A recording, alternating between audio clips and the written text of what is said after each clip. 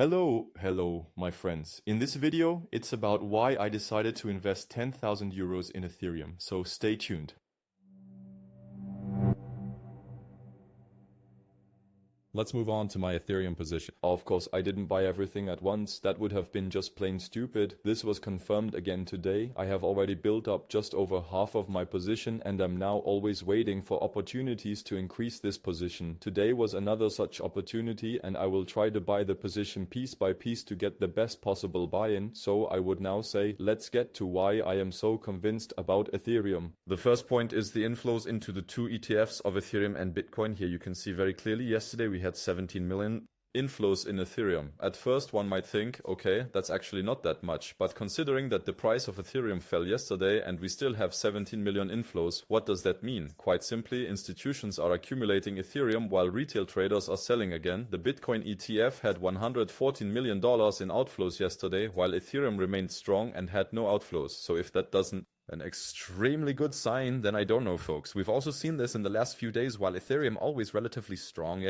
inflows had, except for 1 or 2 days when it looked weaker, Bitcoin somehow can't quite catch up. So Bitcoin has weakened while Ethereum is currently gaining. And yesterday we clearly had a turning point, $114 million in outflows, while Ethereum still has inflows. As the next point, we clearly have political tailwinds for Ethereum and also for other cryptos. That Trump is pro-crypto is no longer a secret. That was also part of his election campaign.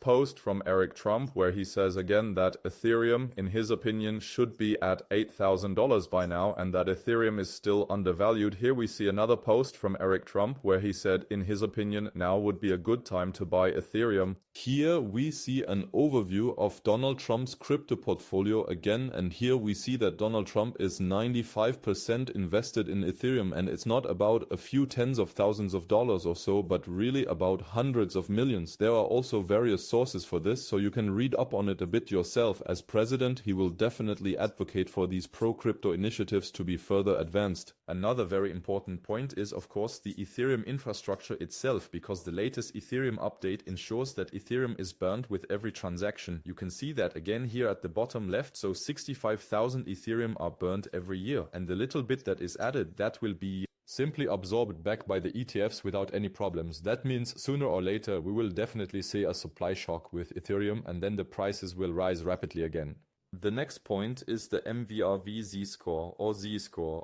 It has always really marked the top every time. Up here, this red area is basically the overbought area, and down here the green is basically the oversold or undervalued area. And yes, as you can see, every time we have entered the red zone here, it has marked the top, since Bitcoin and Ethereum are somewhat interconnected. Correlate, and Bitcoin is still far from its top according to this chart. Ethereum also naturally has quite a bit of potential, because if we already had the Bitcoin top in and Bitcoin were to go down now, it would inevitably pull Ethereum down with it. Here I have our altcoin season indicator again. It basically shows the Bitcoin dominance compared to the other altcoins. We are currently here in this area at 40 approximately, and that means we still have quite a bit of room to the upside. Accordingly, yes, still enough room for Ethereum to catch up quite a bit here.